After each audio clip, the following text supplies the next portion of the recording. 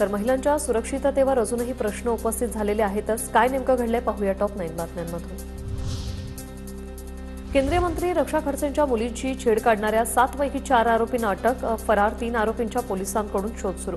POCSO अंतर्गत 6 टवाळखोरांविरोधात गुन्हा, आरोपीमध्ये 1 अल्पवयीन।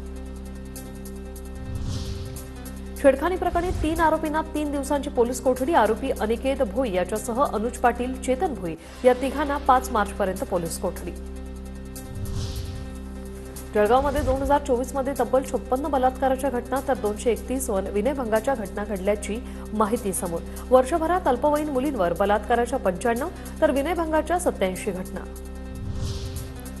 बलात्काराच्या घटनेनंतर सुप्रिया सुळेंकडून स्वारगेट बसस्थानकाची पाहणी, लाडक्या बहिणीला जर सरकार सुरक्षा पुरवू शकत नसेल तर सत्ता काय कामाची, सुप्रिया सुळेंचा सवाल।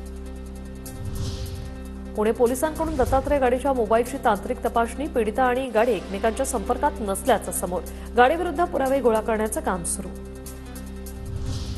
पुणे अत्याचार प्रकरणातील आरोपी दत्ता गाडीची पीडितेला जीवे मारण्याची धमकी, काय करायचं ते कर पण जिवंत सोड, पीडितेची दत्ताकडे याचना, पोलिसांच्या तपासात धक्कादायक माहिती समोर।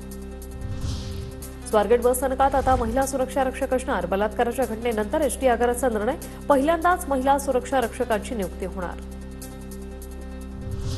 लातूरच्या उदगीरमध्ये शालेय विद्यार्थिनीचा विनयभंग, शाळेतील कर्मचाऱ्याकडूनच विनयभंग करण्यात आल्याचा आरोप, उदगीर ग्रामीण पोलिसांकडून कर्मचाऱ्याला अटक।